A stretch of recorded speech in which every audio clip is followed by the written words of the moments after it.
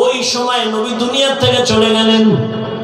হিসাবটা বুঝে থাকলে বলে আম্মা জান আয়েশা নবীর ঘর করলেন কয়দিন? কথা বলেন না, ঘুমাইতেছেন না? কয় বছর ঘর করলেন? মাত্র 9 বছর। আমগো দেশে তো বোনদের 18তে বিয়েই হয় না। এর মধ্যে আর এক দলে আবার আগুন লাগাই দিছে, বাল্য বন্ধ করো, বাল্য বিবাহ চলবে না। আকাম চলবে, বিবাহ চলবে না। করো আকাম করো, সারা রাত দরজা জানালা আটকাইয়া মোবাইলে আকাম চালাও। চোখের জিনা, কানের জিনা, অন্তরের জিনা, জবানের জিনা চালাও। ঘরে ঘরে মোবাইলে গুনাহ চলে, সারা রাত গুনাহ দেখে। গুনাহ উচিত ছিল ঘুমের মধ্যে ঠাড়া ভরা, ঘুম থেকে উঠে দেখা দরকার ছিল। চেহারাটা শুকার হয়ে গেছে, শুধু মুহাম্মদের উম্মত হওয়ার কারণে আল্লাহ গজব দেন নাই। নয় ঘরের মধ্যে যেই জিনা চলে সারা রাত মোবাইলে, আল্লাহ বাঁচায় রাখছে, এটা তো মুহাম্মদের উম্মত হওয়ার বরকত। আম্মা জান আয়েশা রাদিয়াল্লাহু আনহা বলেন, মাত্র নবীর ঘর করছি 9 বছর।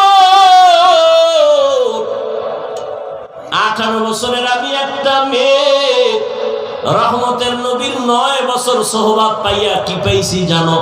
2000-এর উপরে হাদিসের হাফেজা হয়ে গেছি। আমগো আম্মা জানরা কয়টা হাদিস জানে? আপনারা জানেন না? শুধু সাফার জোরে আহলে হাদিস। হায়, আম্মা জান আয়েশা রাদিয়াল্লাহু আনহা বলেন, আমি নবীর ঘর করছি 18 বছর বয়স পর্যন্ত। 9 বছরে আমি 2000-এর উপরে হাদিসের হাফেজা হয়ে গেছি। আল্লাহ হেদায়েত দান করেন। এবার আম্মা জান বলেন, বলবো ঘটনাটা? এই শেষের দিকে খেয়াল করেন। আম্মা জান আয়েশা চোখের পানি ছেড়ে বলেন, সাহাবা, একদিনের ঘটনা। রহমতের নবী একদিন এশার নামাজ পড়ে আমার ঘরে আসলেন। কি পিছনের সমস্যা? শেষ করব না? আম্মা জান আয়েশা রাদিয়াল্লাহু আনহা বলেন, একদিন নবী এশার নামাজ পড়ে আমার ঘরে আসলেন। আয়েশা, নবী কত দয়ার নবী। ডাক দিয়ে, এই হুমায়রা। কারে ডাকছে? আয়েশা রাদিয়াল্লাহু আনহাকে মায়া কইরা ডাকতেন হুমায়রা। আর আপনারা কি করে ডাকেন? বেবি। বেবি নাম ধরে ডাকে, নাম ধরে। ওদিকে বেবিও স্বামীরে ডাকে হৃদয়। ডাকেনি? সন্তান একটা এটা শিখে বলছে।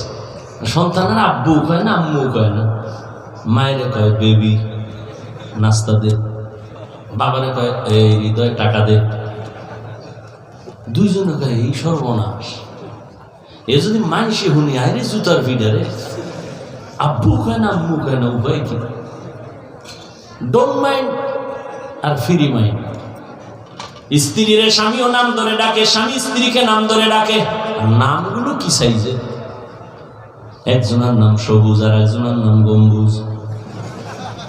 নাম সন্তানের নাম তুফান, বৃষ্টি, নদী, সাগর। অথচ রাসূল হাদিসে বলে একটা নামের কারণে আল্লাহর বান্দারা কিয়ামতে জান্নাত পাবে। সেদিন একটার জিজ্ঞেস, তোর নাম কি? কয় রুমেল, সুমেল। আমি মাইয়া ফলা হইলে পোলার নাম রাখবি জিমেল, আর একটার নাম রাখবি হিমেল। হ্যাঁ, হায় হায়, হা। এখন নাম ধরে ডাকে ফ্রি মাইন্ড। কপালে জুতার বাড়ি, কি করা যায়? ঘটকেরা ডাকছে, ঘটক আকাম তো বাজায় লাইছে ফ্রি মাইন্ড। আমিও বউরে নাম ধরে ডাকি, বউ আমারে নাম ধরে ডাকে। ফোলায়ও ইয়ে শিখছে।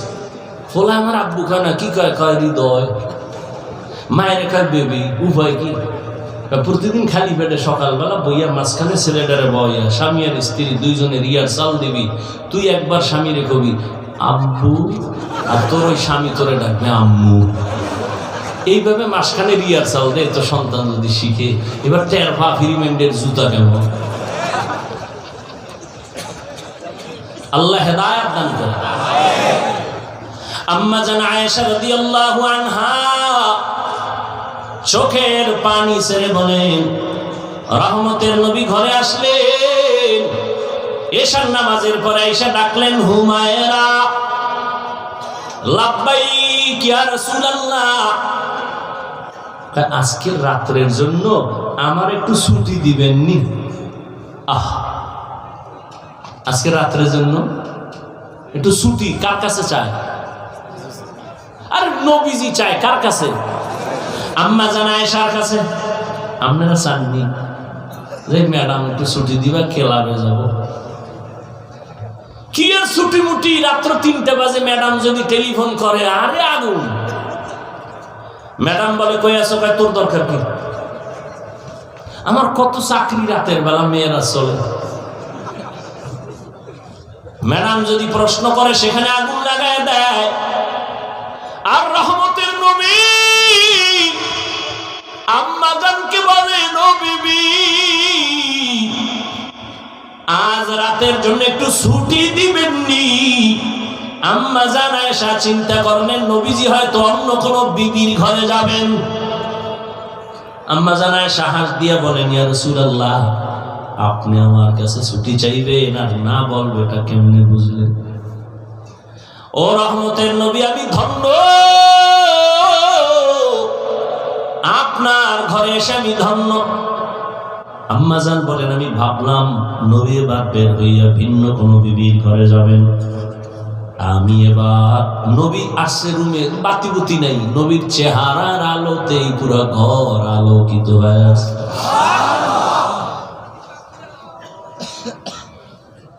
আর আপনাকে চেহারার আলো বানানোর জন্য বিউটি পার্লারে যায়, ঢানা খাটা ভরি হইতো। একজনই সাদা দেখে এটারই বিয়ে করুন, ঢানা খাটা ভরি।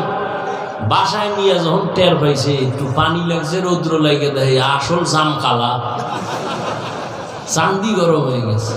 হায় রে কপাল মন্দ, চোখ থাকতে অন্ধ। আল্লাহ হেদায়েত দান করে। আম্মা জান আয়েশা রাদিয়াল্লাহু আনহা তিনি বলেন, আমি একটু ঘুমের বাহানায় বিছানায় শুয়ে গেলাম, একটু ছোট্ট রুম, খেজুর পাতার ঘর, খেজুর পাতার ঘর। আমি দেখলাম নবীজি কোনো ঘরে যান নাই।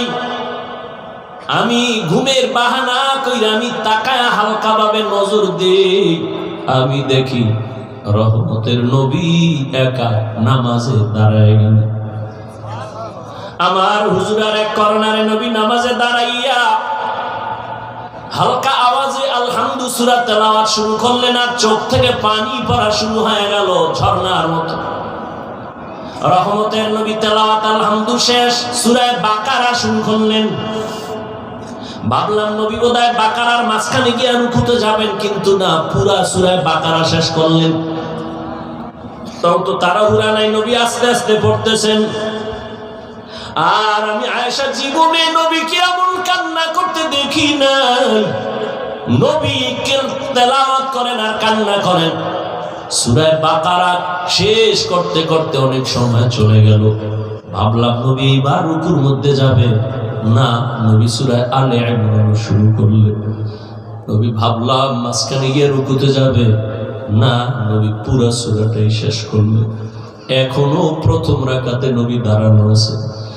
আলে ইমরান শেষ করিয়া নবী রুকুতে যাবেন, দেখি না, নবী পরের সূরাটাও শুরু করলেন। নবীজি দীর্ঘ টাইম সূরা তেলাওয়াত করেন আর চোখের পানি ছেড়ে দাড়ি ভিজে ভিজে পানি পড়তেছে। এমন কান্না, মনে হয় নবী মরে যাবেন। নবী যেই সূরা শেষ করে 4 নাম্বার সূরাটাও তেলাওয়াত শুরু করলেন। দীর্ঘ টাইম নবী দাঁড়ায় কাঁদতেছেন আর তেলাওয়াত করতেছেন। এমন তেলাওয়াত আমি জীবনে এত দেরি করতে দেখি নাই। নবীজি এত পরিমাণ দেরি করিয়া, সীমাহীন দেরির পরে নবী মাত্র রুকুর মধ্যে চলে গেলেন। রহমতের নবী রুকুতে যায়, কান্না বন্ধ নাই। নবী মাথা উঁচু করেন না, ওখানে সীমাহীন সময় ব্যয় করলেন আর কান্না শুরু করলেন। আমি আয়েশা দেখতেছি, আমার চোখে ঘুম নাই। নবী রুকুর থেকে দাঁড়ালেন, রুকু থেকে দাঁড়াইয়া নবী এবার সিজদায়, মাত্র প্রথম রাকাতের প্রথম সিজদায় নবী গেলেন। সিজদায় গিয়ে নবীর অঝরে কান্নার আওয়াজ।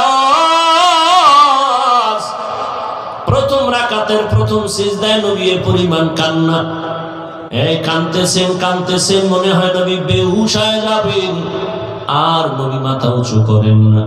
দ্বিতীয় সিজদা দিবেন সেই খবরও নাই। নবী এই পরিমাণ সিজদায় কাঁদতেছেন, হঠাৎ করে পেছন থেকে আমি কানে আওয়াজ শুনতেছি, বেলালের আওয়াজ।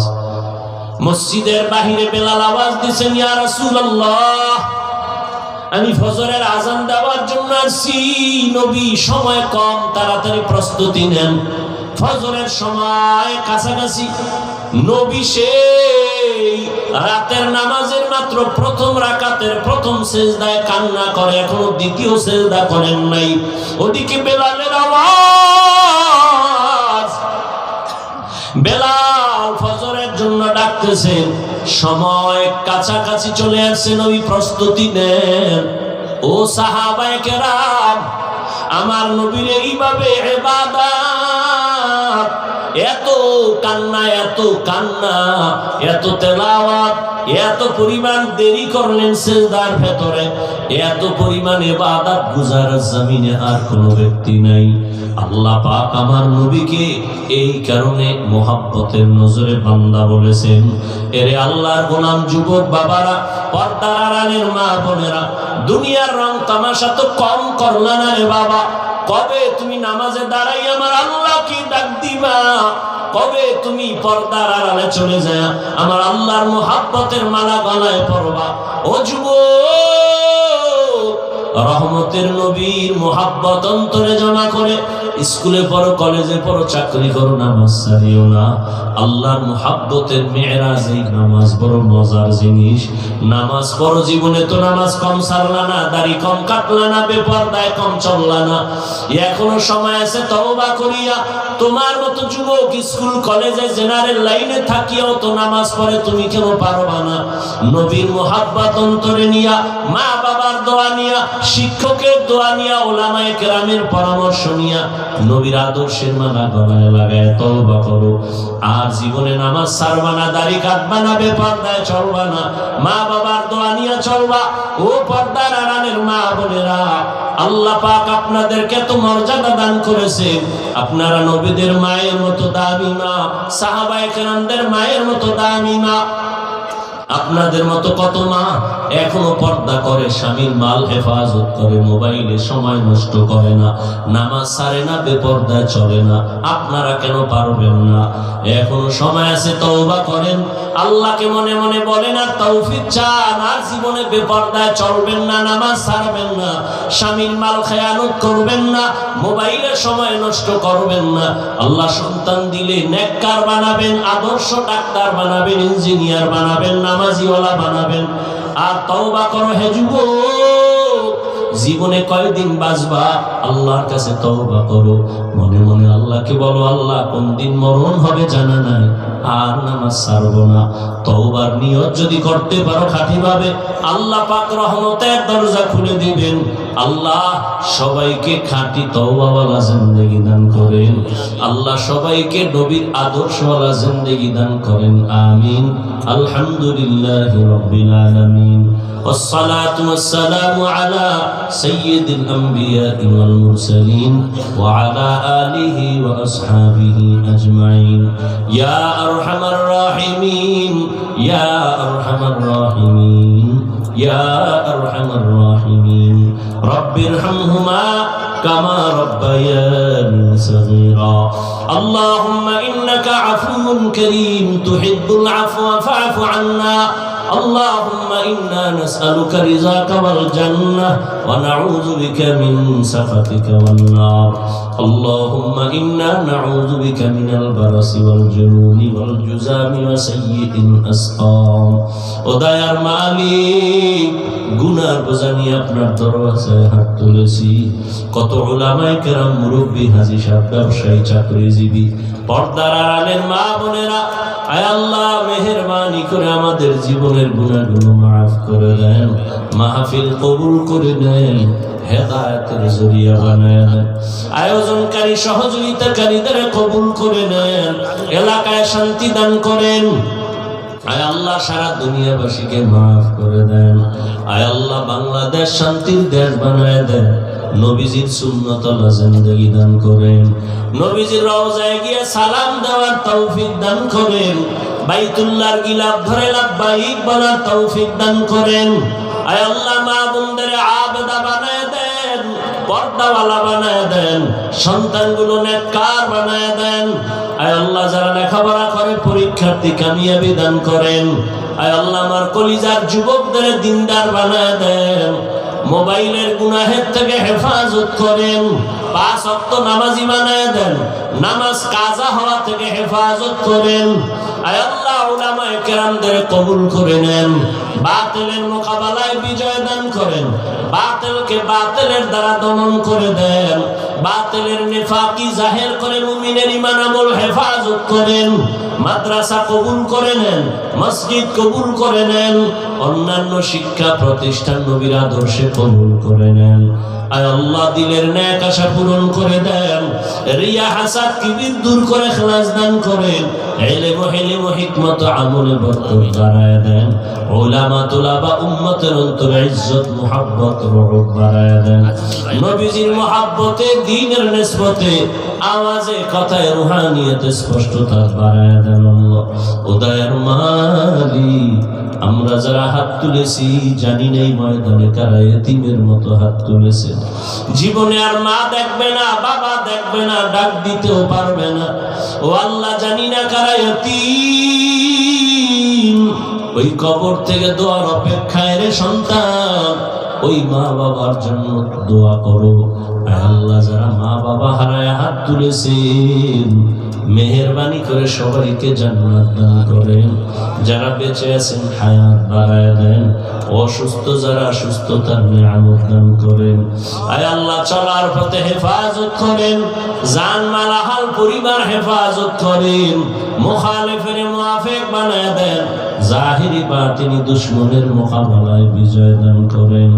আয় আল্লাহ তাআলা উলামায়ে কেরামের কাফেলাকে হকের উপরে কায়েম দায়েম রাখেন। আয় আল্লাহ তাআলা উম্মতের হেদায়েতে কল্যাণে কাজ করার তৌফিক দান করেন। আমানতের সাথে ইখলাসের সাথে খেদমতের জন্য কবুল করে নেন। আয় আল্লাহ সারা দুনিয়ায় খেদমতের জন্য কবুল করে নেন। আয় আল্লাহ ঈমান ও আমলের শক্তি বাড়ায় দেন। আয় আল্লাহ আমাদের হায়াতে বরকত বাড়ায় দেন। সুস্থতার নিয়ামত বাড়ায় দেন। আমাদের মধ্যে যারা অসুস্থ কুদরতের দ্বারা সুস্থতার নিয়ামত বাড়ায় দেন। আয় আল্লাহ যারা যত দোয়া চেয়েছেন নেক নিয়তে সবারটা কবুল করে নেন। আয় আল্লাহ তাআলা আজিজুল নামের এক